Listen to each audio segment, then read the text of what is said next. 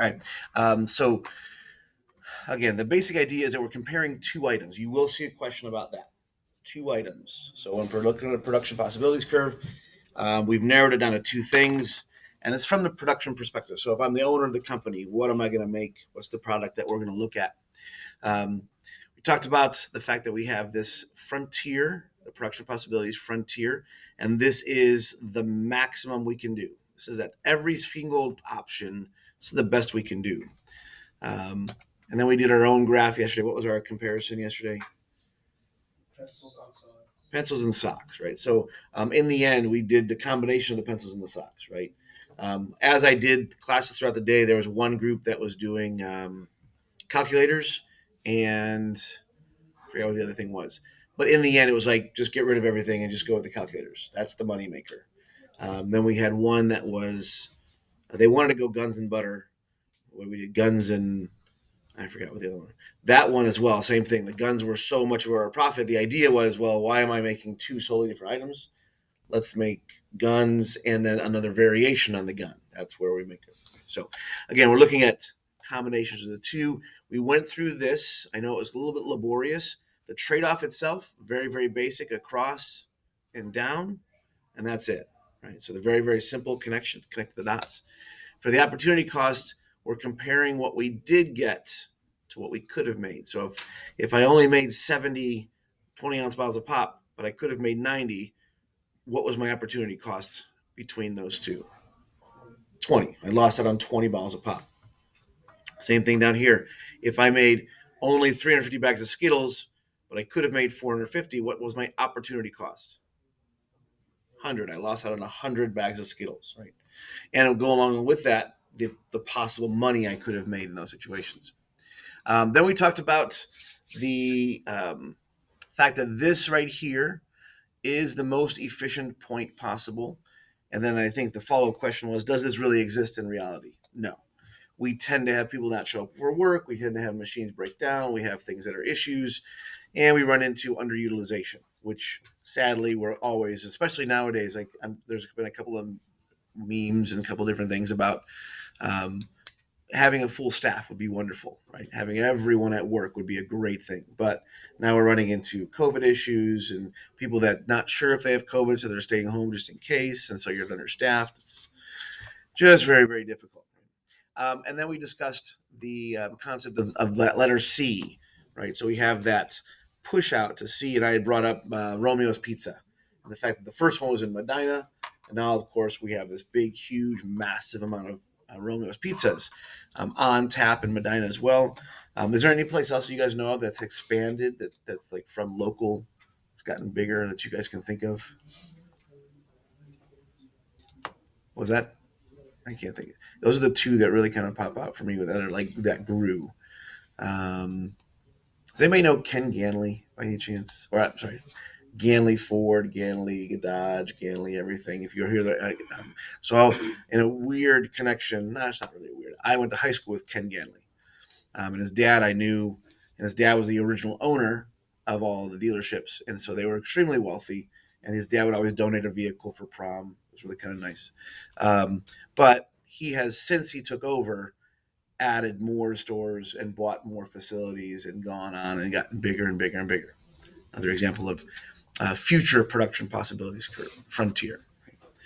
Then the law of increasing costs, and this is the one where it's the phrase that it was sometimes you'll hear is takes money to make money, right? So you're going to invest some money up front, and then you can make more money as time goes on, right? The example I used was the kid that did the landscaping, started out really small, and then bought himself a bigger lawnmower, and so on and so on and so on and so on. Microsoft, same thing. If you go back and look at Bill Gates' story, started in a garage, right?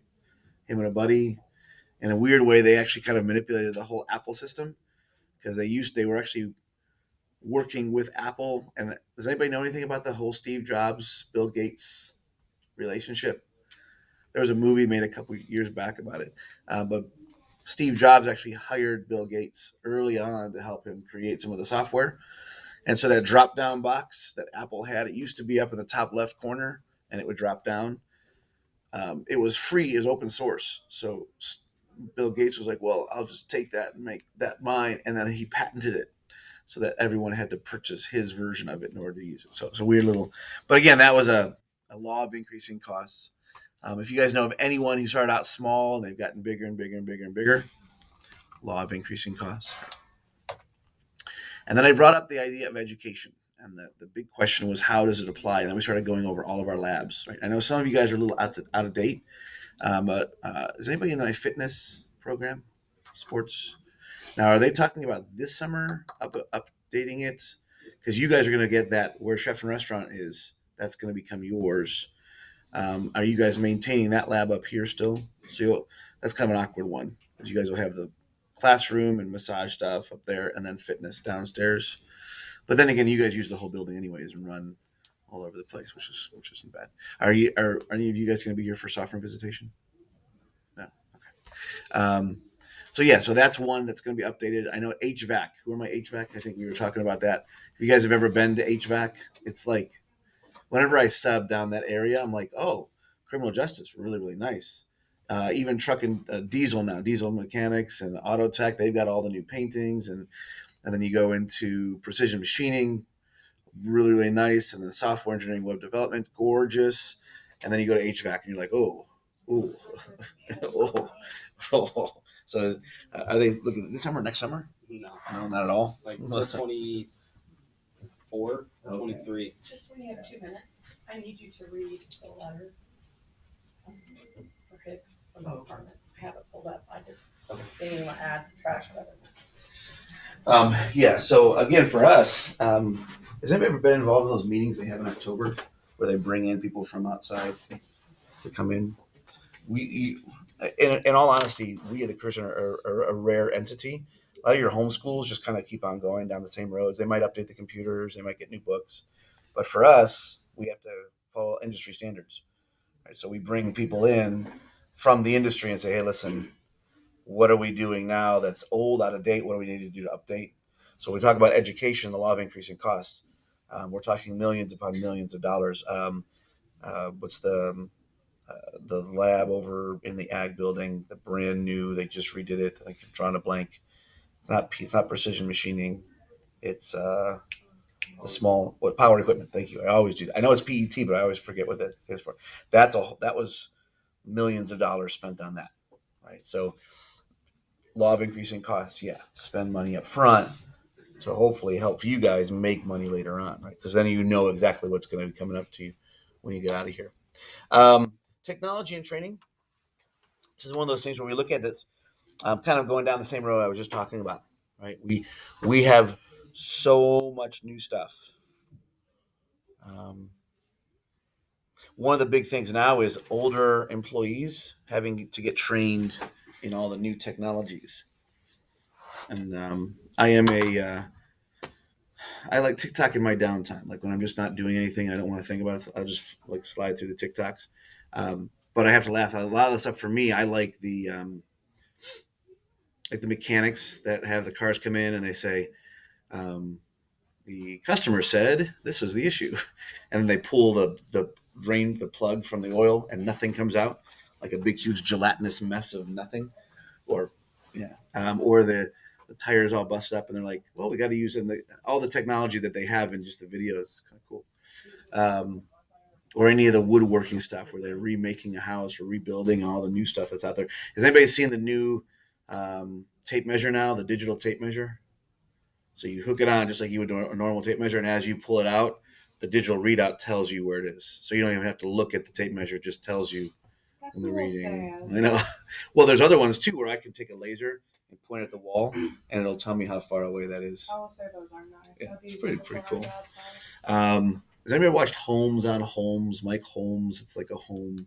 He does one of those. He does a home inspection.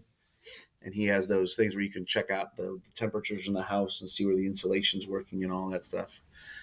There's just all sorts of new stuff out there. It's just crazy. And then think of the computers and the who are my vehicle people that work on vehicles, right? Because now you can plug something in and it just tells you what's wrong with it. And all you got to do is sometimes just reset it and you're good to go. Yeah, my buddy bought one. He's not even a car guy, but he's just like, I just want to know what's going on, maybe. So there's just so much stuff out there. Um, for this one, again, going back to the investing, but there was has anybody ever heard of Dirty Jobs with Mike Rowe? So Mike Rowe has been in front of Congress many, many times talking about vocational training specifically. And he has a little blurb I'll show you guys this, and it'll kind of bring us to an end here. But just a great guy. If you ever want to listen to someone who's really in your corner, our corner for vocational training, one of the points he makes is going to college. It's great. That's awesome. If you're planning on going to secondary college and moving on, great. Do not hesitate. Go for it. But we still have to get our hair cut, and we still have to make sure our plumbing works. So we still have to make sure our cars are operating. Right? We still have to make sure that the electric in my house is run correctly. Right? So we still need the tradespeople out there. And so his big push in this one is for training, for funding.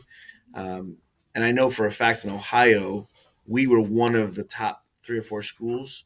Like I know it's the driving pad was partly because we wanted to have more space for you guys because we can't call it a parking lot. Does anybody know why we can't call it a parking lot? No What's that? No lines. Mm-mm. It's one of those weird little things because if we call it a parking lot, we have to have what they call green space, which means we'd have to put all those berms up and put trees in the middle of it and do all sorts of making sure it's all graded a certain way. And they would have had to add all sorts of sewer drainage in there. And so we're like, no, we'll just call it a driving pad. So if you guys ever watch, every once in a while, you'll see the police out there working on stuff, or so they'll close it off sometimes as well to have because they'll have the medevac fly in. I know that they've discussed using it for the county so that we can have like disaster training situations out there. We'll have like car wrecks and they'll have the EMT show up and the fire department shows up and they practice what they would do in that situation. So, but that was all state funded, federal funded. I know we've been given lots of grants from the federal. Our internets, even though it doesn't work all the time, is actually subsidized by the state because of technology training. So I just want to give you guys this. This will bring our stuff to an end here. And Mike Rowe is the creator and executive producer and host of Discovery Channel's Dirty Jobs.